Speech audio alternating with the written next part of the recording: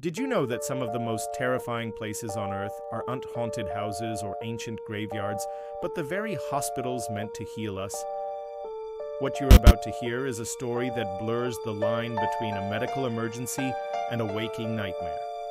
It happened in a place you'd least expect, and it will make you question what's real and what's not. This story comes from a young nurse, let's call her Clara, during her first year on the job. She was assigned to the night shift at a sprawling old hospital in a quiet, rural town.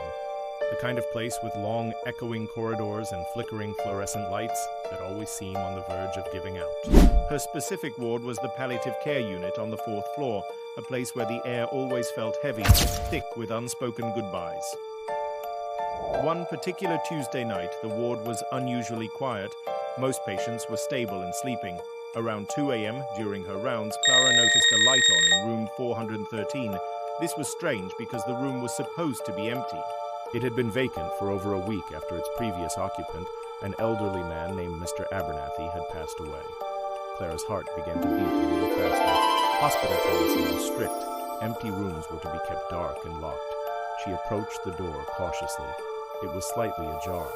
Peeking through the crack, she saw a pale green light emanating from the small television mounted on the wall.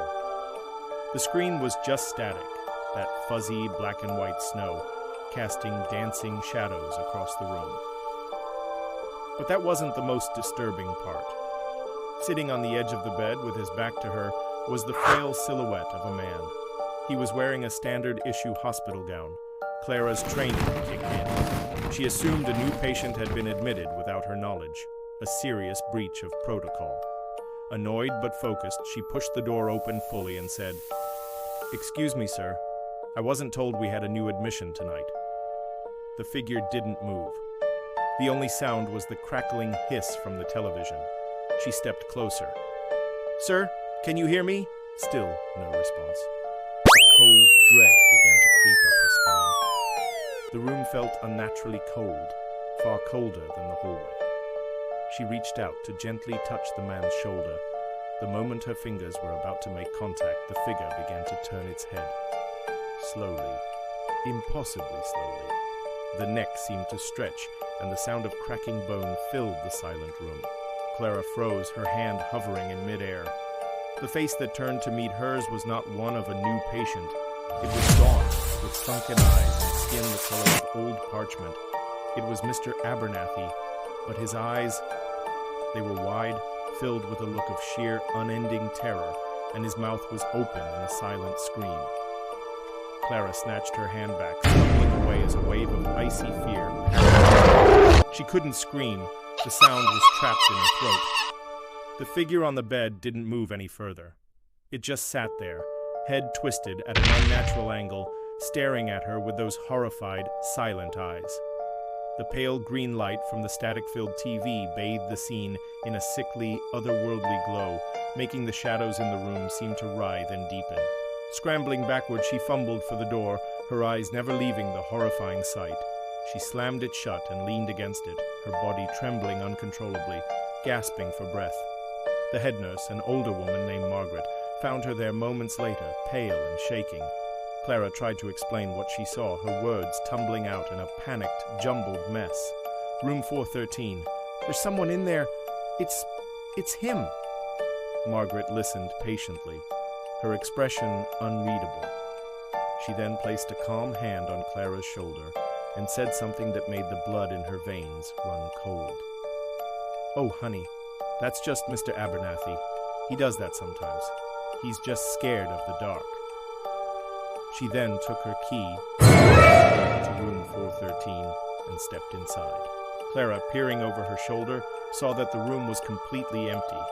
The bed was neatly made, the television was off, and the room was dark and silent. There was no one there. Margaret just patted the empty bed. "See? Nothing to worry about. The night shift in this wing can play tricks on your mind." But as they walked away, Margaret whispered, almost to herself, "He just hates being alone in the end." Clara couldn't shake the image of that face, the silent scream, the look of eternal dread. She requested a transfer the next day and never worked another night shift on the 4th floor again. The story doesn't end there, though. Years later, Clara was talking to another nurse who had worked at that same hospital. When Clara cautiously brought up her experience with room 413, the other nurse's face went pale. She explained that Mr. Abernathy hadn't died peacefully. He had passed away during a power outage on a stormy night, completely alone, terrified of the dark. The staff believed his fearful spirit was trapped in that room, forever reliving his final lonely moments, reaching out from the shadows for a comfort that would never come. They say that even now, on quiet nights, the light in room 413 sometimes turns on by itself, casting a pale, eerie glow into the dark hallway, a silent invitation into a room filled with unending fear.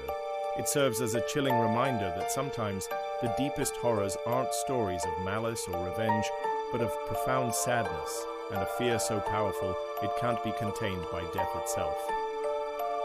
What do you think? Was it a hallucination brought on by stress and exhaustion, or did Clara truly encounter a spirit trapped by its own terror? Let me know your thoughts in the comments below. Thanks for watching. If you enjoyed this story and want to hear more, don't forget to like this video and subscribe to the channel. Stay safe out there and maybe leave a light on tonight.